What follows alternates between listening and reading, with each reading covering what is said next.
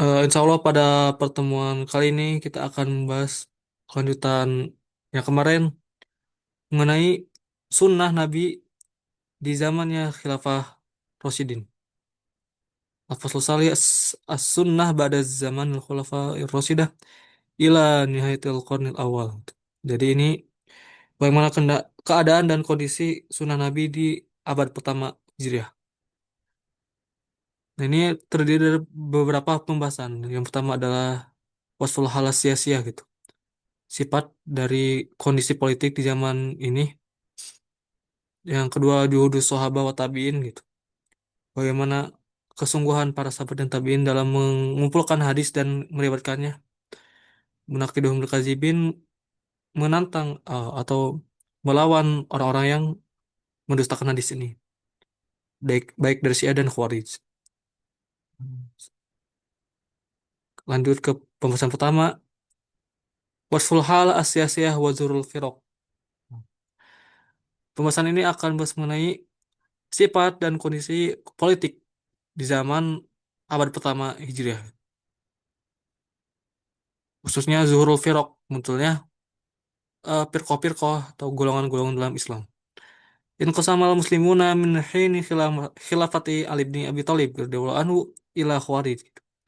Jadi terbagi orang muslim ini di zamannya kekhalifahan Abu Thalib ya, Ali bin Abi Thalib. Yang pertama adalah golongan khawarij. Wa muladina yang duna kubula tahkim kufron. Oh.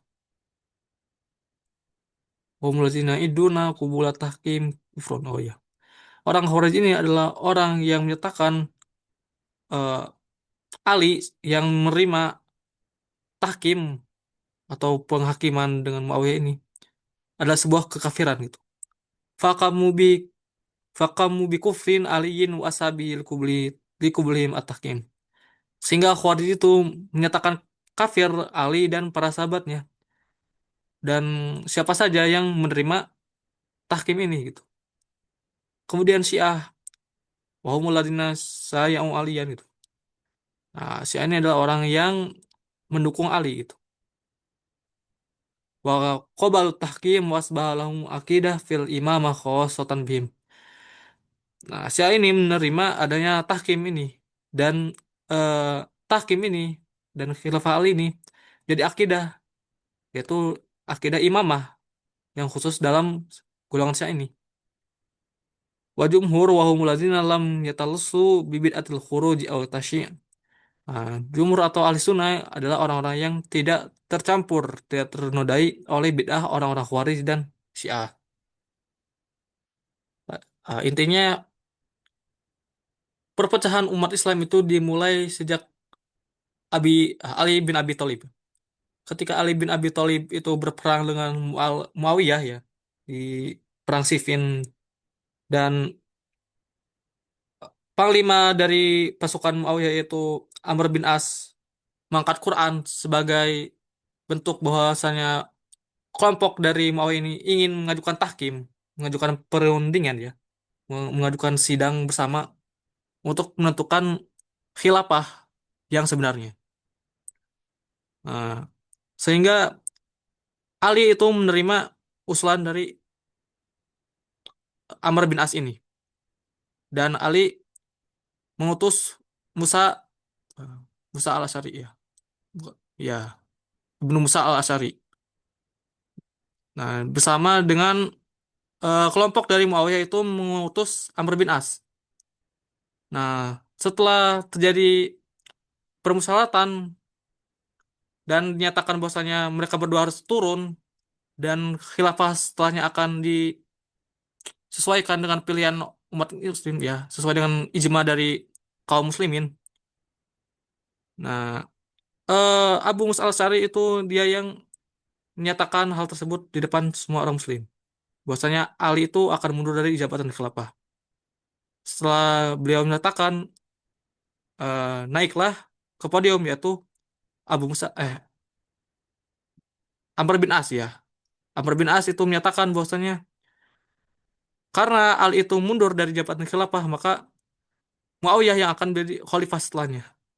Nah, Amr bin As itu telah mengkhianati hasil dari tahkim sebelumnya gitu. Sehingga akibat Muawiyah ini ya, sehingga akibat ya utusan Muawiyah yaitu Amr bin As ya, Amr bin As itu mengkhianati tahkim dan menyatakan kekhalifahan Muawiyah, maka pendukung Ali itu ada yang memusuhi Ali sendiri. Karena seharusnya Ali dari awal tidak membuat tahkim. Nah, andai kalau Ali itu tidak membuat tahkim, maka Amr bin As juga tidak akan mengkhianati sehingga tidak ada kerusuhan gitu setelah itu. Nah, orang-orang yang keluar dari pasukan Ali itu menjadi Khawarij gitu dan menyatakan Ali dan pengikutnya itu kafir karena telah membuat tahkim atau perundingan dengan orang-orang dari Muawiyah. Begitu juga Khawarij menyatakan Muawiyah dan Amr bin As dan pendukungnya juga kafir gitu. Karena mereka salah satu penyebab, penyebab tahkim itu. Nah, kelompok keduanya adalah Syiah. Syiah ini yang menerima tahkim gitu, yang tetap mendukung Ali walaupun dia dihianati oleh Amr bin As itu. Dan jumhur ulama, jumhur umat muslim itu disebut dengan Ahlussunnah wal Jamaah yang tidak memihak Ali dan Muawiyah di zaman itu.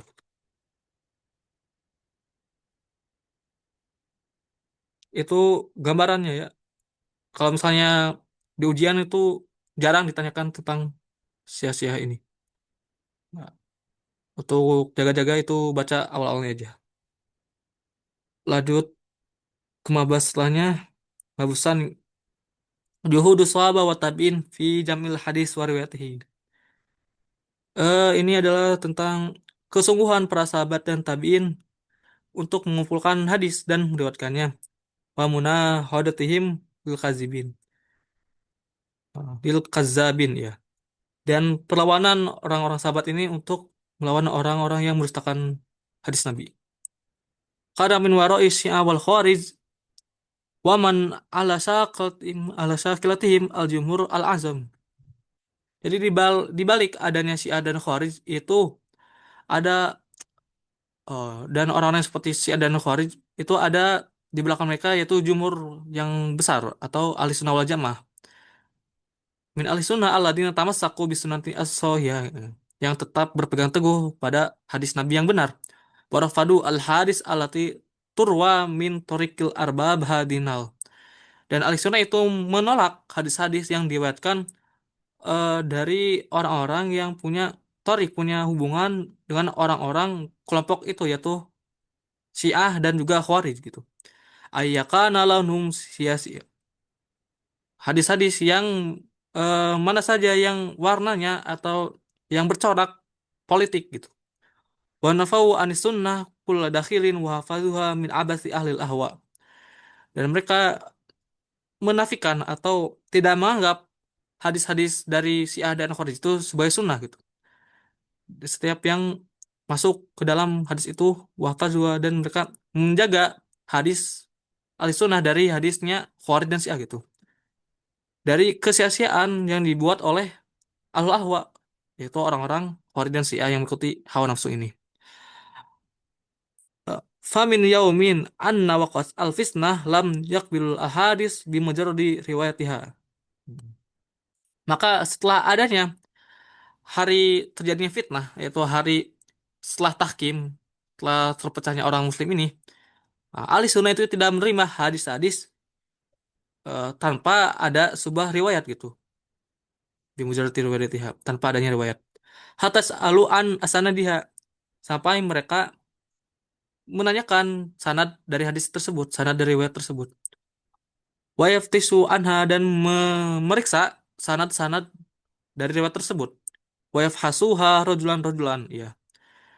Memeriksa kesikohan atau kepercayaan setiap orang ya, satu orang dari hadis tersebut. Fa'an Muhammad bin Sirin qala lam yakunu yas'aluna anil inad falamma waqatil fitnah qalu sammu lana rijalakum. Di sini ada tabi'in yang terkenal yaitu Ibnu Sirin, ahli tafsir mimpi. Beliau menyatakan eh, mereka yaitu para sahabat dan para tabi'in tidak pernah menanyakan sanad sampai terjadinya fitnah yaitu peperangan antara Ali dan Muawiyah. Maka para sahabat dan tabi'in itu berkata, Samu, sebutkanlah nama-nama dari rijalakum, orang-orangnya yang membuat hadis ini, ya yang punya sanad dari hadis ini gitu. Fa yanzuru ila ahli sunnah fa yukhadhu hadisahum. Kalau misalnya mereka melihat ada ahli sunnah dalam hadisnya ini, maka akan diambil hadisnya ini. Wa yunzaru il ahli bid'i fala yukhadhu hadisihim.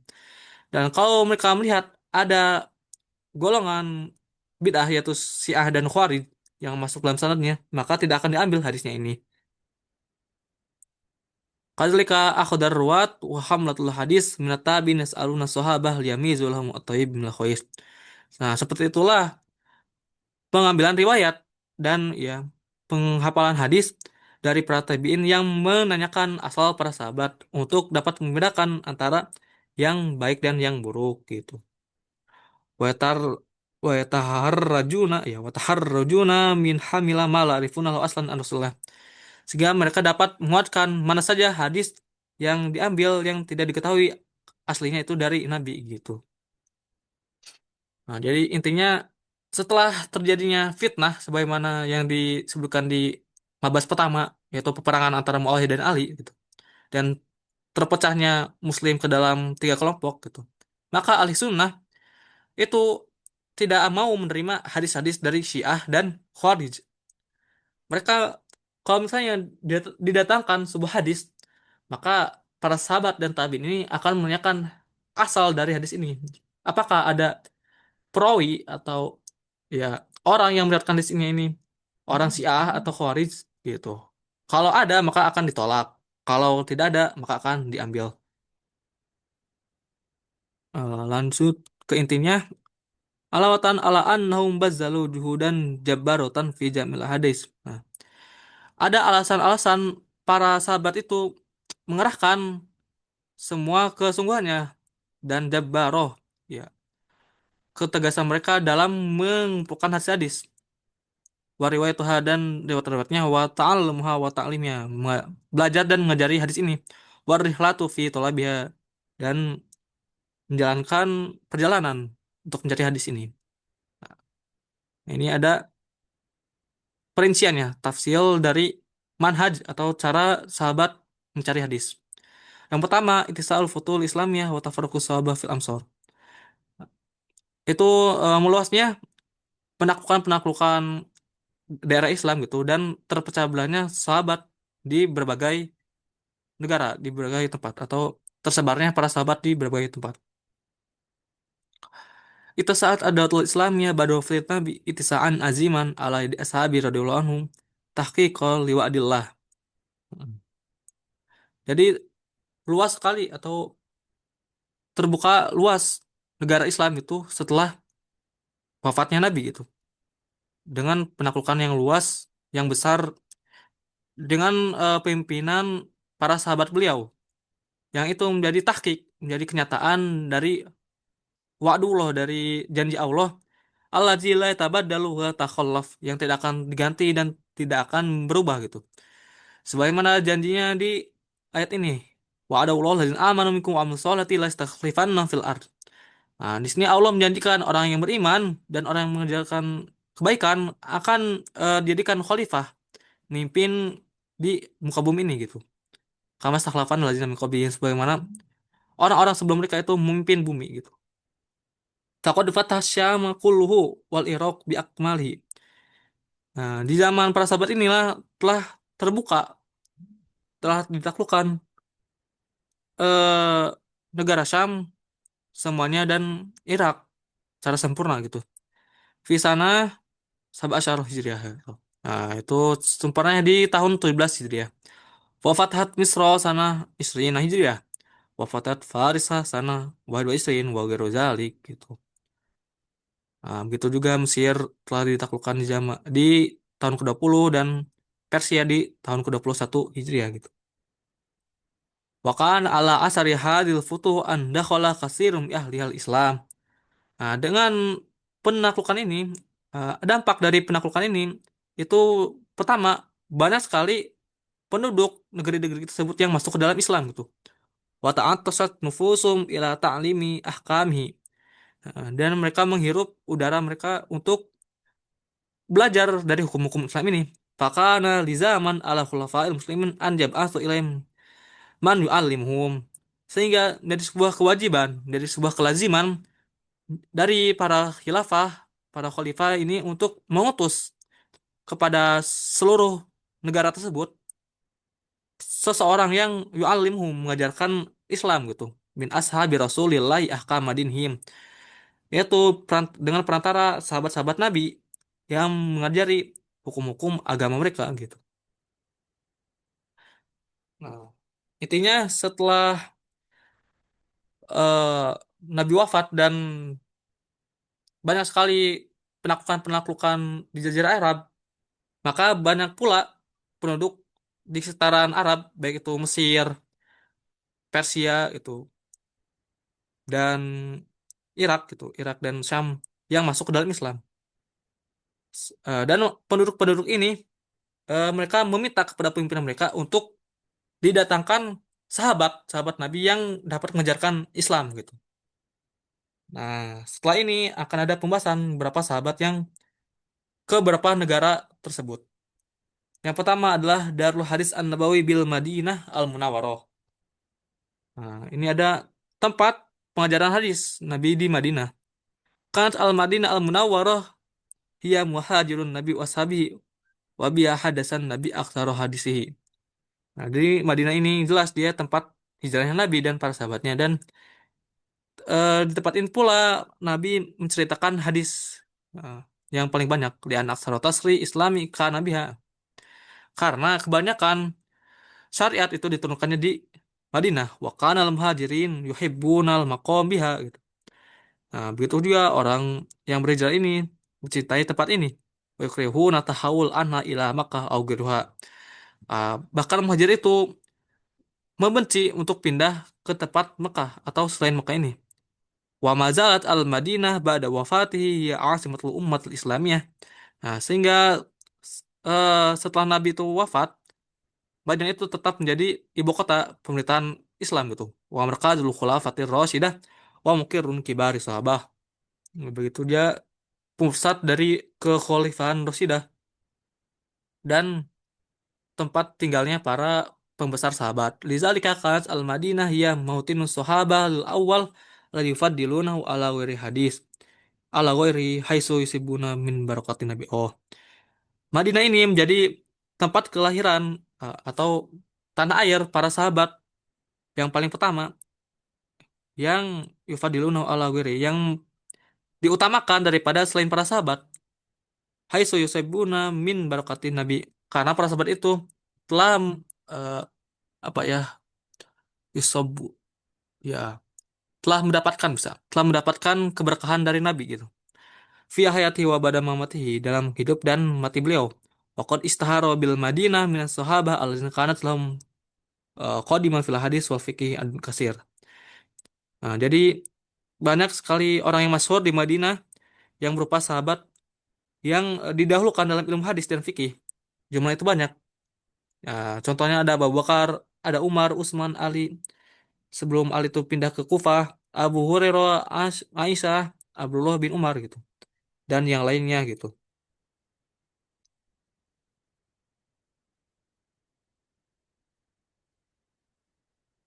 Nah, ini adalah tempat-tempat di mana para sahabat tinggal gitu. Yang pertama adalah di Madinah. Nah, di Madinah itu tempat paling banyak sahabat tinggal karena jelas itu adalah tempat hijrahnya Nabi gitu. Nah, contohnya itu di sini tadi Abu Bakar sampai Zaid bin Sabit. Lanjut, Darul Hadis An-Nabawi bi Makkahil Mukarramah. Lama fatan Nabi Makkah, khallafa biha muftil ummah. Nah, ketika Nabi itu telah menaklukkan Makkah, beliau meninggalkan mufti untuk umat di Makkah ini. Wa alamaha bil halal wal haram, yang paling mengetahui dalam perkara halal dan haramnya, yaitu Muaz bin Jabal Al-Ansori. Ya'lamu ahlaha, yu'allimu ahlaha al-halala wal haram wa yufaqihum fid din. Beliau itu Muaz itu mengajari penduduk Mekah halal dan haram dan memahamkan mereka perkara-perkara perkara agama gitu.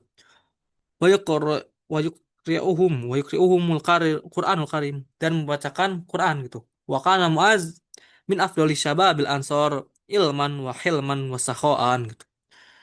Beliau yaitu Muaz ini adalah orang yang paling utama dari pemuda-pemuda Ansor dalam keilmuan dan kelembutan hati dan kedermawanan beliau.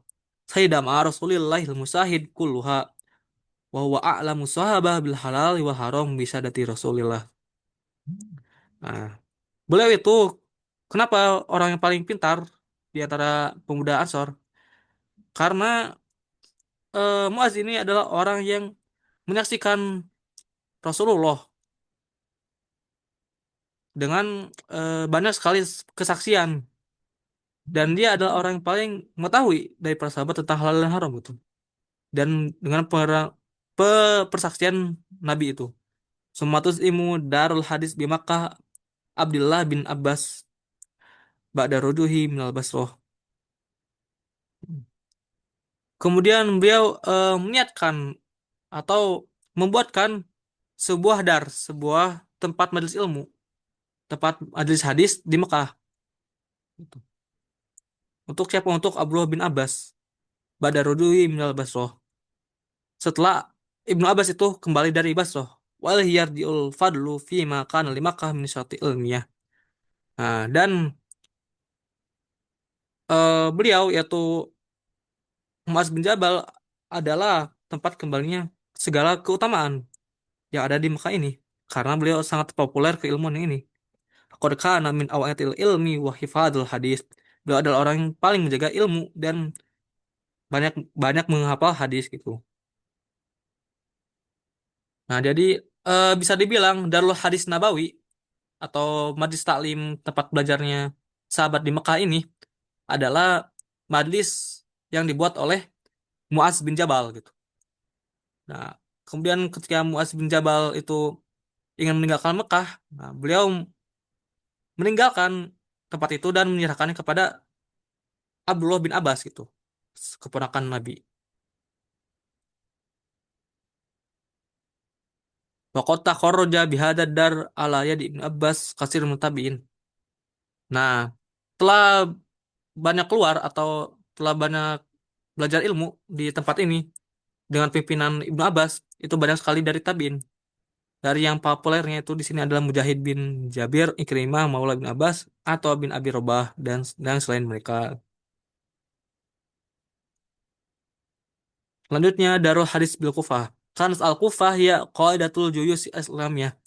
Nah, kota Kufah itu menjadi tempat oh ya, menjadi fondasi atau menjadi markas besar tentara Islam zaman itu. Lidzalika nazala bi adadun kabir minas sahabah. Nah, karena itulah banyak sekali orang yang tinggal yaitu para sahabat itu di Kufah. Zaman Futu aksarum dafn biha. Di zaman terbukanya Kufah ini dan banyak sekali para sahabat yang dikuburkan di Kufah. Minhum Ali bin Abi Thalib wa Abdullah bin Mas'ud wa Sa'id bin Abi Waqqas wa Sa'id bin Zaid gitu. Uhbah bin Arad wa kasirun jiddan ghairuhum gitu. Nah, para sahabat itu orang yang banyak sekali tinggal di Kufah. Kenapa? Karena Ali di zaman beliau menjabat sebagai khalifah itu memindahkan ibu kota dari Madinah ke Kufah gitu. Sehingga banyak juga para sahabat yang berhijrah yang pindah ke Kufah, termasuk Abdullah bin Mas'ud. Nah, Abdullah bin Mas'ud itu yang tadinya tinggal di Mekah, beliau ya pindah juga ke Kufah bareng dengan Ali gitu dan juga sahabat-sahabat lain. Waqad kanat az-zu'ama fi hadhihi dar ila Abdullah bin Ibnu Mas'ud radhiyallahu anhu likasrati ilmihi. Jadi banyak sekali orang yang mencari ilmu di tempat ini yang datang ke Abdullah bin Mas'ud gitu. Karena beliau banyak sekali ilmunya. Watulu maksi biha dan panjang sekali umur beliau tinggal di Kufah ini gitu. Fatakharraja ala yadi kasirun min ashabihi min asyarim Masruq bin Ajda Ubaidah Ibnu Amr Us- Aswad bin Yazid. Nah, sehingga keluarlah atau ya telah sukses menjadi alumni gitu. Telah belajar banyak dari beliau dari Ibnu Mas'ud, yaitu banyak sekali para tabiin gitu. Dimulai dari Masruq, Ubaidah sampai Aswad bin Yazid. Nah, sehingga bisa dibilang Majlis Taklim di Kufah ini adalah Majlis Taklimnya Abdullah bin Mas'ud, Abdullah ibn Mas'ud. Kemudian lanjut yang terakhir yaitu Darul Hadis bil Basrah. Wa imam wa hadhihi dar wa Anas bin Malik radhiyallahu anhu. Wa qad nazala kasrun min sahabah ghairuhu. Nah, jadi imam di kota Basra ini adalah Anas bin Malik dan banyak sekali orang yang tinggal dari para sahabat ini di kota Basra ini selain dari Ibnu Abbas gitu. Wa kana waliyan alaihim min qabli Ali. Nah, Anas bin Malik adalah wali kota di Basra sebelum adanya Ali gitu. Nah, contoh para sahabat yang tinggal di sini adalah Umran bin Husain, Abu Barzah, Miqal, Mukil, Abu Bakroh, wa ghairuhum wa qad takharaja bi hadil madrasah min tabi'in Abul Aliyah wal Hasan Al-Bisri wa Muhammad bin Sirin. Mm-mm. Nah, sehingga bisa dibilang majelis talim yang ada di Basra adalah majelis talimnya Anas bin Malik gitu. Karena para sahabat dan juga tabi'in itu banyak mengambil ilmu di majelis talim beliau. Kemudian yang kelimanya adalah hadis Bisam. Lama fatala muslimun asyama dakhala katsirun min ahliha di Islam wa qad ihtamal khulafa'u bihadzal baladi al-muhim. Nah, setelah tertaklukkannya negara Syam ini, banyak sekali penduduk Syam ini yang masuk ke dalam Islam dan telah diperhatikan oleh para khalifah karena negara ini negara yang penting gitu. Parsalu ilahil fodola as-sahabah Kamu'az bin Jabal alladzi akhadha makanata ilmiyan fa'iqah gitu. Nah, yang termasuk yang diutus ke negara ini adalah orang yang paling utama dari para sahabat, yaitu Mu'az bin Jabal. Karena beliau punya makanah ilmiah, punya kedudukan keilmuan yang paling tinggi gitu. Fahuwa mab'usun Nabi ilal Yaman. Karena beliau adalah orang yang pertama kali yang diutus Nabi ke negara Yaman. Wa huwa khalifatu ahli Makkah haram yu'allimul halal wal haram. Dan Muhammad ini orang yang menggantikan Nabi mengajarkan penduduk Mekah untuk ya untuk mengajarkan halal dan haram gitu. Nah, beliau adalah khalifah Nabi di Mekah. Wa huwa mab'usu Amr Umar ila Syam yafaqihum fid dinillah gitu. Dan Muaz juga adalah orang yang diutus oleh Umar untuk ke negara Syam untuk mengajarkan penduduknya eh, memahami agama Allah gitu. Ruya Ibnu Sa'ad fi Tabaqat an Abi Muslim al-Khurdi qol dakhaltu masjid famous faiza fi nahum sasatna kahla. Jadi Abu Muslim al-Khulani bercerita bahwasanya beliau itu masuk ke Masjid Hamas. Nah, sekarang ada di Irak ya. Nah, beliau melihat ada 30 orang lebih di antara para sahabat Nabi itu. Wadafim syabun akhalul ainin biraqis sanaya sakitun la yatakallam. Dan di antara para sahabat ini ada sahabat gitu. Sahabat yang paling muda gitu. Yang bersinar kedua matanya ini birokil sanaya gitu. Yang yang tajam pemikiran ini dan dia orang yang diam gitu, yang tidak berbicara. Faiza imtar al qaum fi sain akbalu alai fasalu faqalat dijalisin li man qala Muaz bin Jabal. Sehingga kalau misalnya ada orang yang lewat uh, fi sain uh, akbalu alai fasalu. Jadi Muaz itu akan tetap diam sampai ada orang yang lewat gitu. Kemudian orang-orang itu akan menerima Muaz ini. Kemudian orang tersebut akan bertanya kepada Muaz. Fakultu li jalisin, aku bertanya kepada penduduk orang yang duduk di sana di majelis ini. Nah, siapa dia? Dia adalah Muaz bin Jabal.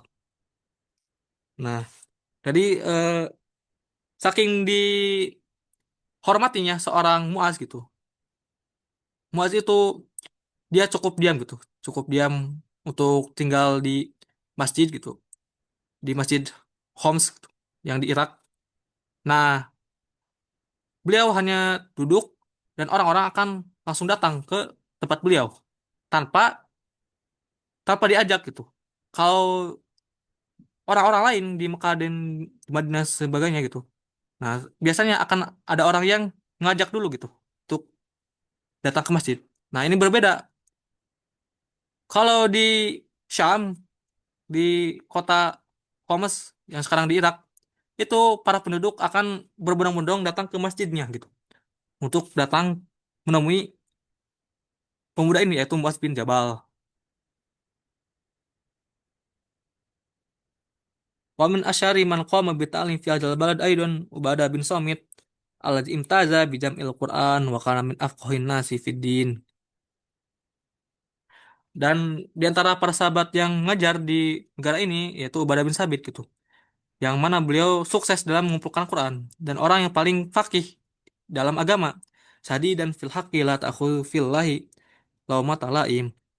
Orang yang sangat tegas dalam menegakkan kebenaran dan tidak takut sedikit pun tidak tersentuh sedikit pun oleh ketakutan. Angkaro ala Muawiyatin kasiro bin umurhi. Ubadah bin Sabit itu sangat mengingkari Muawiyah. Banyak sekali pengingkaran dari perkara-perkara yang diputuskan oleh Muawiyah. Wa minhum kadzalik. Eh, Begitu juga ada para sahabat yang seperti Ubadah, yaitu Abu Darda. eh, Wa qad asala Umar ma'a Muaz ila Syam ijabat ditulab Yazid bin Ubay Sufyan. Mm-mm. Jadi intinya para sahabat yang diutus ke Syam ini ada berapa? Ada Muaz, ada Abu Darda, ada juga Ubadah bin Samit gitu. Wa kasirum minas sahabah ghairu haula intasyaru fi Syam iddatan wa muallimin. Nah, banyak sekali para sahabat yang bertebaran di negeri Syam ini yang menjadi petunjuk dan menjadi pengajar seperti Syarah bin Sanah, Huda bin Abbas, Abu Malik Asy'ari wa ghairuhum kasir. Wa qad raja ala aidim kasirun minat tabi'in fi amdal Syam. Nah, banyak sekali yang keluar dari Madis ini atau yang telah menjadi alumni gitu, yang sukses belajar di sana. Ah, di tempat-tempat pelajaran para sahabat ini yang berbeda yang berbeda tempatnya ini. Yang pertama adalah Abu Idris Al-Khulani, Kubaidah, wa Mahkul, wa Roja bin Hayut Al-Kindi Al-Alim, Asiko Al-Fadil, wa Ghairuhum Kasir. Nah, jadi di negara Syam ini majelis taklimnya tidak cukup satu doang, tapi banyak sekali majelis taklim yang didirikan oleh para sahabat gitu dan menghasilkan tabiin tabiin yang menjaga hadis-hadis dari para sahabat tersebut.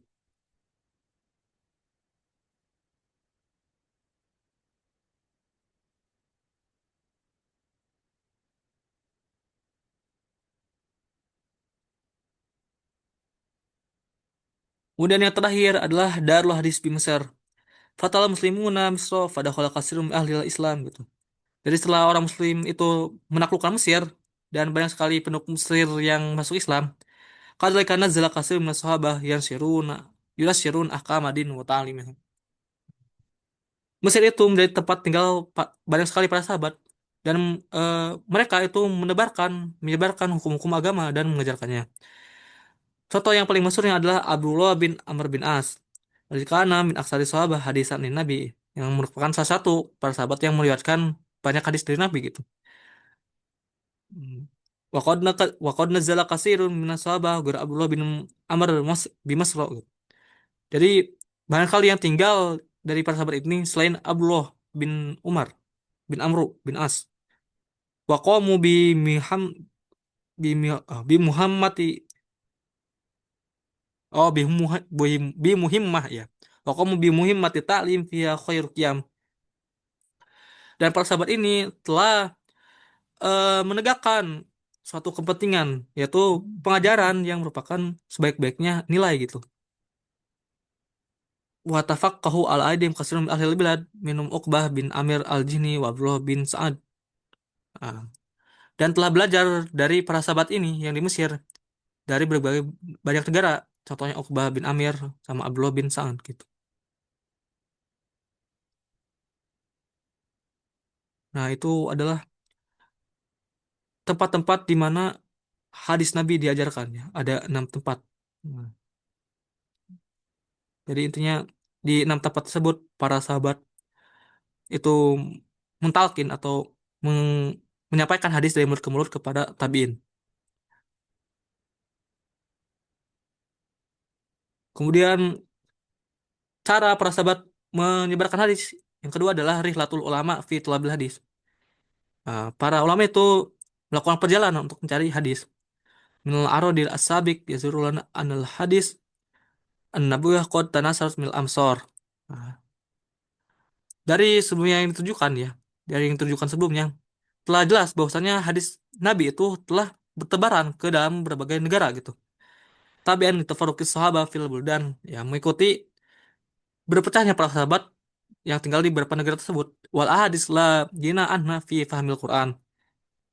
Nah, hadis itu tidak bisa eh, dicukupi atau tidak hadis itu dapat mencukupi dalam memahami Quran gitu. Artinya Quran itu tidak akan cukup kecuali dengan adanya hadis-hadis tersebut. Wattafaqu fi ahkam syariah Islamiyah. Dan juga agar bisa mencukupi pemahaman dalam hukum-hukum syariah gitu. Mm-mm. Jadi alasan paling utama, alasan terbesar kenapa para sahabat itu banyak melakukan perjalanan dari negara lain ke negara lain adalah karena sahabat-sahabat tersebut juga ya sudah tinggal di banyak negara gitu. Nah, kemudian kebiasaan para sahabat itu akan ditiru oleh ulama-ulama lain gitu, dari tabiin dan tabiin yang melakukan perjalanan ribuan kilometer ke berbagai negara gitu. Sebagaimana Imam Bukhari gitu untuk mencari hadis.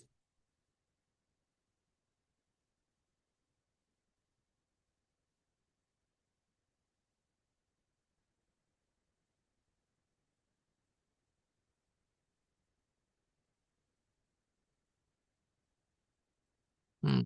Oke, untuk pertemuan kali ini kita cukupkan segitu dulu ya. Eh, Kalau ada pertanyaan bisa langsung tanya di chat ya. Terima kasih yang sudah hadir. Ayo, ayo bina nakro kafal majlis banakallahu mobil ka asyhadu an la ilaha illa anta astaghfiruka wa atubu ilaik. Baik. Wassalamualaikum warahmatullahi wabarakatuh. Waalaikumsalam Waalaikumsalam warahmatullahi warahmatullahi wabarakatuh. wabarakatuh. Jazakallah.